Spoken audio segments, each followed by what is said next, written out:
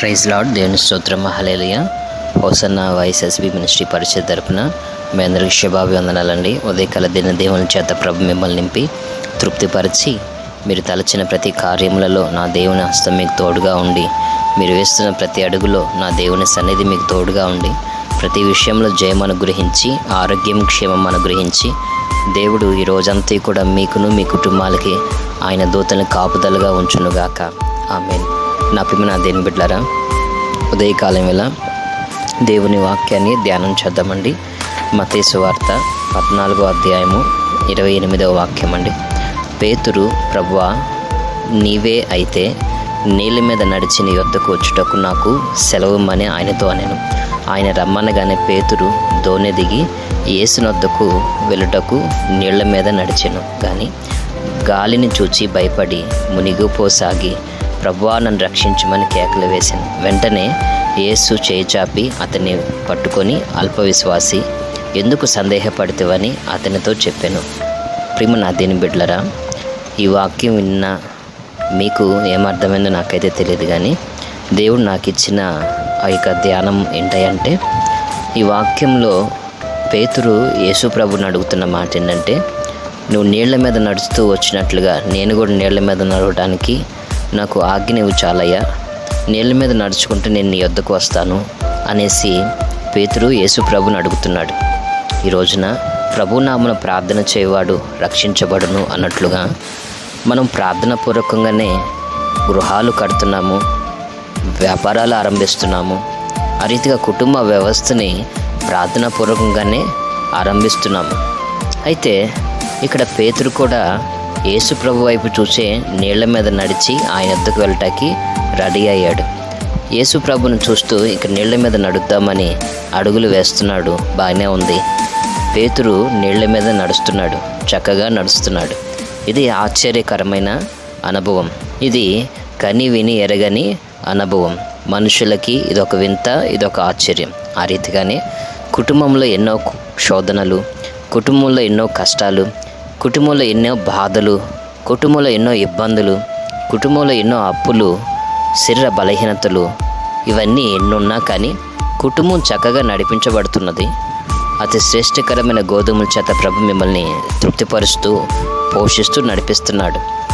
సమయోచితంగా మీకు కావాల్సిన bank loans కానీ, రూమ్ రెంట్లకు కానీ, కరెంటు బిల్లుకి కానీ, ఆ రీతిగా బిడ్డల యొక్క ఫీజులకు కానీ, ఆ రీతిగా కుటుంబంలో కావాల్సిన జీవనోపాధి నిమిత్తం కావాల్సిన చేతి పనులైన, ధనమైన, ఆరోగ్యమైన, క్షేమమైన సమయోచితంగా దేవుడు ఇస్తున్నాడు.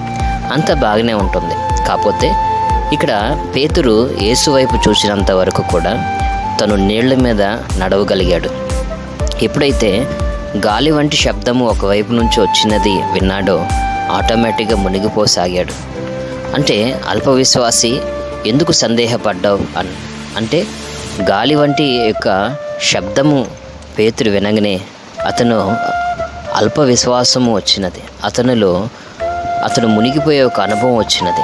ఈ రోజున విశ్వాస జీవితంలో దుఃఖ సంద్రంలో మనుషులు మునిగిపోవడానికి గల కారణం ఏంటంటే, చుట్టుపక్కల ఉన్న వాళ్ళ యొక్క మాటలు పట్టించుకోవటం, నా గురించి ఎవరేమనుకుంటున్నారా అనేసి ఎక్కువ తెలుసుకోవటం, అలాగని నా గురించి ఎవరు ఏమంటున్నారని తెలుసుకొని వాళ్ళు నా గురించి ఇలా అంటున్నారు, వాళ్ళు నా గురించి ఇలా అంటున్నారు, అలా అంటున్నారు అనేసి ఆలోచించుకొని కుమిలిపోతూ కృంగిపోతూ ఉండిపోవటం.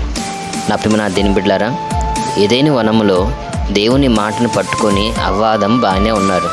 ఎప్పుడైతే బయట నుంచి వచ్చిన సాతాను యొక్క స్వరం ఎప్పుడైతే అవ్వ వినిందో, యుక్తి కలిగిన సర్పము ద్వారా అవ్వని ఆ యొక్క సాతాను మోసపరిచాడో, ఈ రీతిగా ఈ రోజున అనేకులు కూడా బయట నుంచి వచ్చిన వార్తలను బట్టి మనుషుల జీవితాలు అల్లకొల్లం అవుతున్నాయి.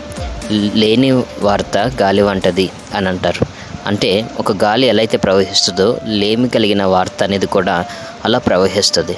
ప్రియమైన దేవుని బిడ్డలారా, ఈ రోజున నీవు యేసు వైపు చూచి బ్యాంక్ లోన్ తీసుకున్నావు. యేసు వైపు చూచి నీవు వ్యాపారం ఆరంభించావు. నా దేవుడు నా చేతి వ్యాపారాన్ని ఆశీర్వదిస్తాడు, నా దేవుడు నేను తీసుకుంటున్న డ్వాక్రా లోను కానీ, బ్యాంక్ లోను కానీ, చీటీలు కానీ తిరిగి కట్టడానికి సమృద్ధి కలిగిన చేతి పనులిచ్చి ఆరోగ్య క్షేమములు ఇస్తాడు అన్న నమ్మకంతో నీవు అన్నీ తీసుకున్నావు. కాకపోతే దేవుడు నీకు కావాల్సిన సమయోచితంగా చేతి పనులు ఇచ్చి నీ లోన్లు కట్టుకోవడానికి కావాల్సిన కృపిస్తున్నాడు. సడన్గా బయట నుంచి వస్తున్న వార్తలు, అమ్మో మీకు ఇంత అప్పులు ఉన్నాయా, మీరు ఇంకా ఈ అప్పులు ఎప్పుడు తీర్చుకోగలుగుతారు, ఇంకెప్పుడు కాలాన్ని గట్టెక్కుతారు, 4 రాళ్ళు ఎప్పుడు వెనకేసుకుంటారు, అలానేసి ఆస్తిపాస్తులు ఎలా కూడబెడతారు అన్న ఆ మాటలు వినంగానే నీ మనసులో కలవరాలు, నీ హృదయంలో వేదనలు, భయము, టెన్షన్లు, నా బిడ్డలకి జాండు భూమి అనే నేను సంపాదించుకోకుండా లోకాన్ని ఏమైనా దాటేస్తానా అన్న ఒక కలవరాలు నిన్ను మేఘం వల్లే ఆవరిస్తున్నాయి. పేతురు బయట నుంచి వచ్చిన గాలి వంటి శబ్దం వినంగానే అతడు మునిగిపోయాడు.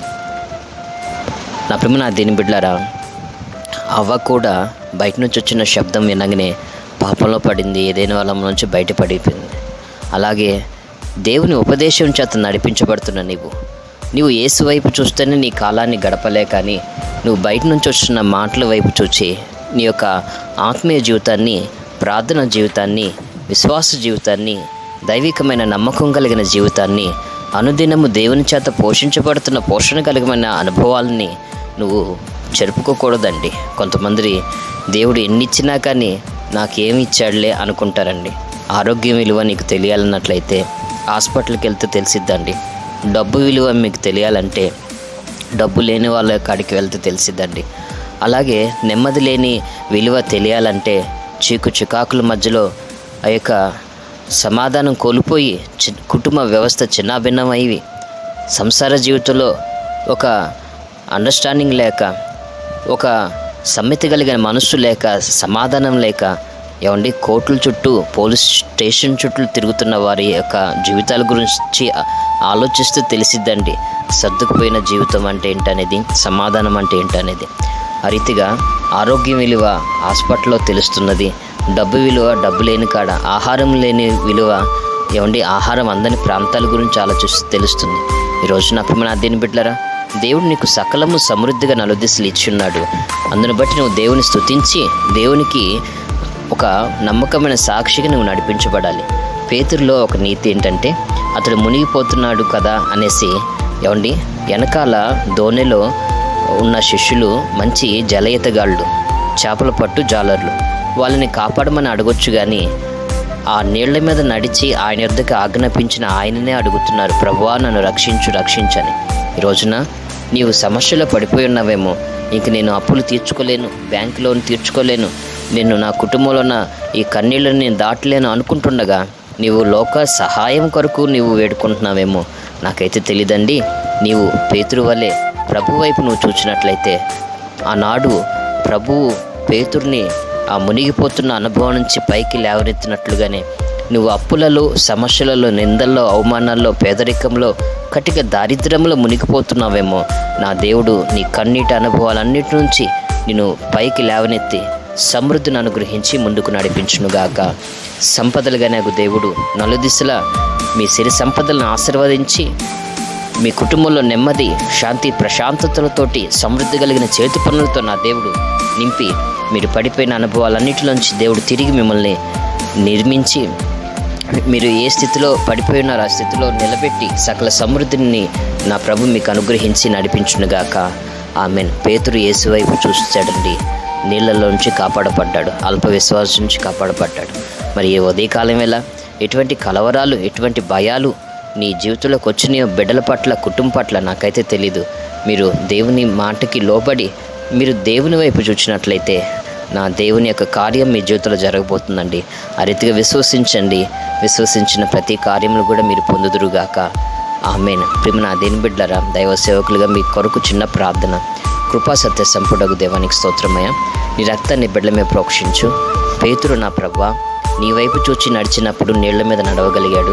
ఎప్పుడైతే గాలి వంటి వార్త విని అతడు అయా గాలి శబ్దం వైపు చూచాడో ఆటోమేటిక్గా అతడు ఆ నీళ్ళలోనే మునిగిపోయాడు. నా తండ్రి, ఈ రోజున లోకమనే సముద్రంలో, దుఃఖంలో, విచార వేదనలో మునిగిపోయి కన్నీళ్లలో బ్రతుకుతున్న వారికి ఊరట, ఆదరణ, ధైర్యం దయచి పేతురు నీ వైపు చూచి అయా రక్షించబడినట్లుగా నీ బిడ్డలు కూడా నీ వైపు చూచి ఆదరింపబడుదురుగాక. ఆ రీతిగా ఆరోగ్యం లేని వారికి ఆరోగ్యం ఇచ్చుదువుగాక, సమాధానం లేని వారికి సమాధానం ఇచ్చుదువుగాక, ఆ రీతిగా నెమ్మది లేని వారికి నెమ్మదిని ఇచ్చుదువుగాక. ఈ ఆన్లైన్ ద్వారా ఈ వాక్యం వినిన నీ బిడ్డల కుటుంబాలని నీవు దీవించి ఆశీర్వదించుదువుగాక. ఆమెన్ అని ప్రవచిస్తున్నాం నా ప్రభ. సకల అవసరతలు అక్కర్లు నీ బిడ్డలకు తీర్చమని నజరేయుడైన యేసుక్రీస్తు ప్రశస్త నామం ప్రార్థిస్తున్నాం తండ్రి. ఆమెన్. తండ్రి అయిన దేవుని ప్రేమ, తన కుమారుడైన యేసుక్రీస్తు కృప, ఆదరణకర్త అయిన పరిశుద్ధ ఆత్మదేవుని అని సన్నిధి సహవాసం కృపయు ఈ వాక్యం ఉంచిన ప్రతి ఒక్కరికి తోడై ఉండి నలుదిశల విజయాన్ని అనుగ్రహించి ప్రభు మిమ్మల్ని ముందుకు నడిపించునుగాక. Amen, amen, amen.